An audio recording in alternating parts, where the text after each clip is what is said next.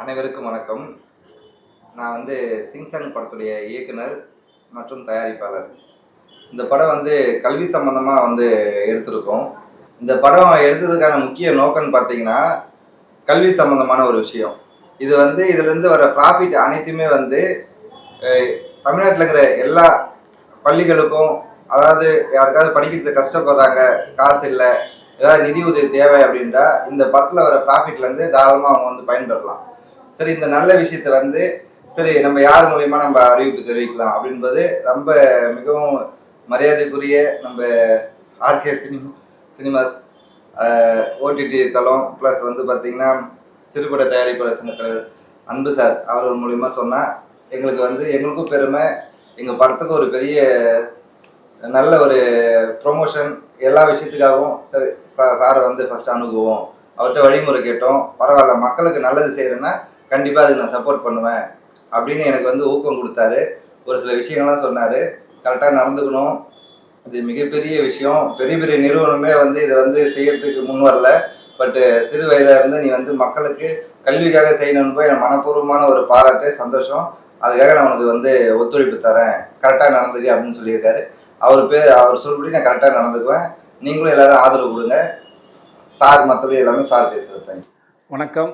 நான் ஆர்கே அன்புச்செல்வன் பேசுகிறேன். தமிழ்நாடு திரைப்பட சிறு முறை திரைப்பட சங்கம், தொழிலாளர் சங்கம், இயக்குனர் சங்கம், நடிகர் சங்கம் சார்பாக இப்போ என்னென்னா, இப்போ ஜிங் ஜாங் இந்த படம் ஏற்கனவே மிகப்பெரிய வைரல் ஆச்சு. காரணம் என்ன, அந்த ஹேமா கமிட்டியை பற்றி பேசும்போது தான் நான் அந்த நேரம் நாங்களும் அந்த படத்தை பூஜை போட்டு கலந்துக்கிட்டோம்.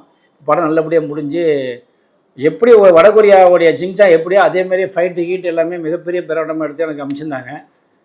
எனக்கு ரொம்ப சந்தோஷம். என்ன காரணம்னா, அவரே டைரக்டர் அவரே பிடிச்ச படத்தை பிரம்மாண்டமாக எடுத்து மிகப்பெரிய சக்ஸஸ் பண்ணுற அளவுக்கு எடுத்திருந்தார். நாங்களும் பேட்டி கொடுத்தோம். அது லட்சம் கோடி அளவில் போயிட்டாங்க. அந்த ஹேமா கமிட்டி ஆரம்பித்து அது இதானது.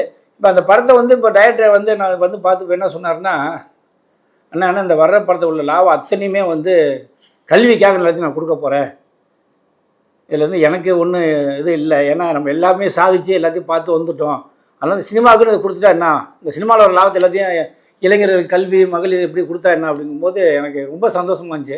ஏன்னா இது எனக்கு தெரிஞ்சு இவர் இன்னொருத்தர் சொன்னார், மனிதம்னு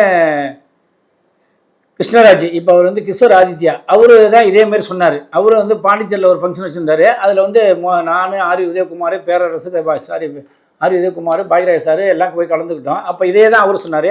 இதில் என்ன கேட்டிங்கன்னா, பாண்டிச்சேரியில் ஒரு மனிதர் கல்விக்காக செய்கிறாரு, தமிழ்நாட்டில் கல்விக்காக ஒரு படத்தை கொடுக்குறாருன்னா இதை விட நம்ம பெரிய பாராட்டாமல் இருக்க முடியாது. காரணம்னா, ஒரு சிறுபட தயாரிப்பாளர் சங்கத்தில் ஒரு புடிசராக இருந்து இன்னைக்கு எவனுமே கோடி கோடியாக வாங்குறானுங்க, லட்சம் வாங்குறானுங்க. ஆனால் யாருமே மக்களுக்கு செய்கிறேன்னு ஒரு 4 பேர் கொடுத்து போலியான ஒரு வாழ்க்கையை வாழ்கிறாங்க. அது சினிமா துறையிலும் சரி, தொழில் துறையிலும் சரி, எல்லா தொழிலும். ஆனால் கல்விக்குன்னு அரசாங்கம் மட்டும்தான் எப்போதுமே உதவி பண்ணிகிட்டு இருக்கோம். எவ்வளவு பிரச்சனை இருந்தாலும் கல்விக்கு மட்டும் கவர்மெண்ட் எப்போதுமே ஒரு நிதியை ஒதுக்கிட்டே இருக்கும். அது ஏழை பாலை பணக்காரன் இந்த நடுத்தர மக்கள் எல்லாருமே வாழ்ந்துட்டு இருப்பாங்க. ஆனால் அரசாங்கம் மட்டும்தான் கல்விக்கு மட்டுமே சப்போர்ட் பண்ணுவார். வேறு எந்த ஒரு நிதி நிறுவனமே பேருக்கு செய்வாங்க, அது முழுமையாக செய்யக்கூடிய ஒரு நிறுவனம் அதுக்கு நான் கேள்விப்பட்டதில்லை. அப்படி இருக்காருங்கிறது எனக்கு தெரியாது. அதனால தெரிஞ்சிருந்தால் கூட எனக்கு தெரியாது. ஆனால் இன்றைக்கி சினிமா துறையில் இந்த வர்ற வருமானத்தை முழுக்க கல்வித்துறையே கொடுக்குறேன் அப்படின்னு ஒரு வெற்றிவேல் சொல்லியிருக்காரு. அப்படின்னு அங்கே ஒருத்தர் மாமனிதன் கிருஷ்ணராஜ் சொல்லியிருக்காரு. இவங்க 2 பேர் தான் 2 மாநிலத்துக்கு ஒரு தூணு மாரி இருக்காங்க.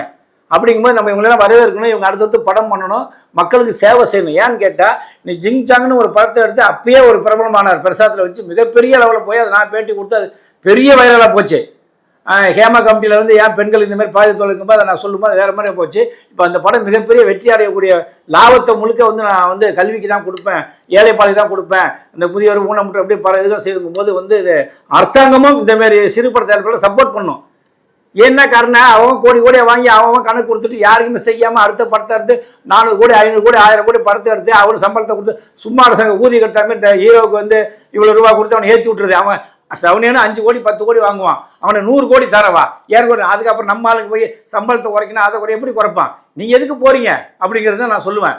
அதனால் இந்த ஜிங் ஜாங் படம் மிகப்பெரிய வெற்றி அடைஞ்சு தமிழக அரசாங்கமே இவரை கூட்டு பாராட்டி இவருக்கு மீண்டும் மீண்டும் அரசாங்கம் சலுகை செய்யணும். காரணம் என்னன்னு கேட்டால், ஒரு கல்வித்துறைக்கு ஒரு சினிமாவே அர்ப்பணிக்கிறார் அப்படின்னா நம்ம வெற்றிவேலை பாராட்டணும். அதுமாரி நம்மளுடைய கிருஷ்ணராஜ் பாராட்டணும். ஏன்னா 2 மாநிலத்துக்கு 2 ஒரு கல்வித்துறையை ஒரு அதிகாரி மாரி வந்துட்டாங்க, ஒரு அமைச்சர் மாரி வந்துட்டாங்க, எப்படி சொல்கிறது, ஒரு உதவிகரமாக நீட்டு வந்திருக்காங்க. அதனால் இந்த 2 பேருமே சினிமா துறையிலும் இல்லை, எந்த துறையிலுமே மீண்டும் மீண்டும் வந்து மக்களுக்கு சேவை செய்யணும்.